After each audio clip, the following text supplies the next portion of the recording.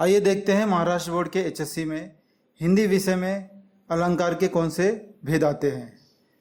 12वीं में अर्थ अलंकार के भेद पूछे जाते हैं।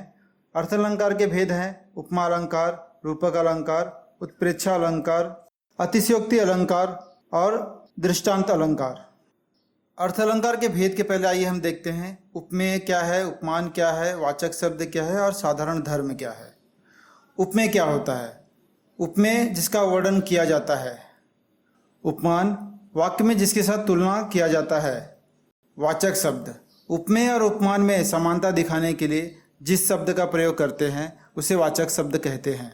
साधारण धर्म दो वस्तुओं के बीच समानता दिखाने के लिए जब किसी ऐसे गुण या धर्म की मदद ली जाती है जो दोनों में वर्तमान स्थिति में हो, उसी गुण या धर्म को साधारण धर्म कहते हैं।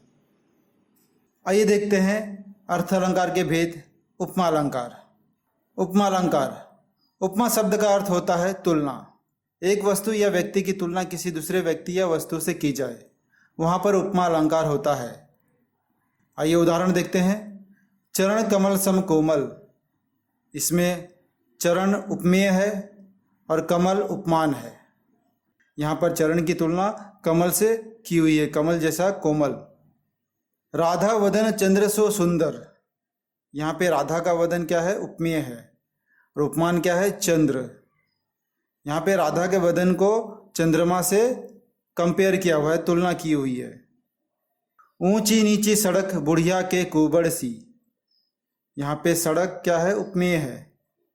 सड़क की तुलना किससे की गई है? बुढ़िया के कुबड़ सी। उपमान क्या हो गया? बुढ़िया के कुबड़। अब आइए देखते हैं रूपक अलंकार। जहाँ पर उपमेय और उपमान में कोई अंतर ना दिखाई दे वहाँ रूपक अलंकार होता है, अर्थात दोनों को एक रूप मान लिया जाता है। शशि मुख पर घूंघट डाले अंचल में दीप छिपाए, यहाँ पे शशि क्या है? उपमेय है और उपमान क्या है? मुख।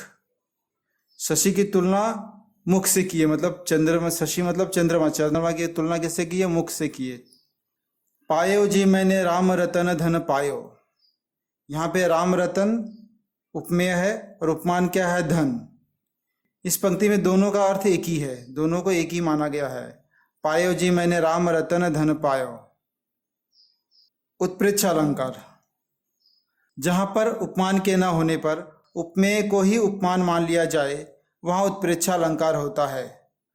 अगर किसी पंक्ति में मनु, जनु, मेरे, जानते, मनहु, तनु, मानो, निश्चय, यु आदि आते हैं वहाँ पर उत्प्रेक्षा अलंकार होता है। उस क्रोध के मारे तनु उसका कांपने लगा, मानो हवा के जोर से सोता हुआ सागर जगा। यहाँ पे उपमेय क्या है? कांपता हुआ शरीर। उपमान क्या है? जागता सागर। अब आइए देखते हैं अतिशयोक्ति अलंकार।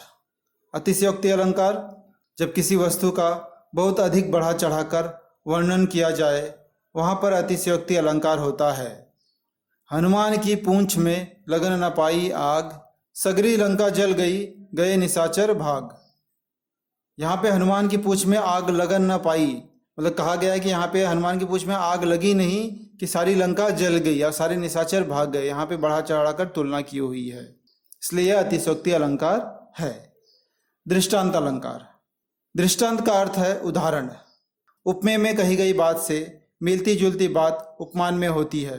जैसे एक म्यान में दो तलवारें कभी नहीं रह सकती हैं। करत करत अभ्यास के जड़मत होत सुजान, रसरो आवत जात है सिल्वर पड़त निशान।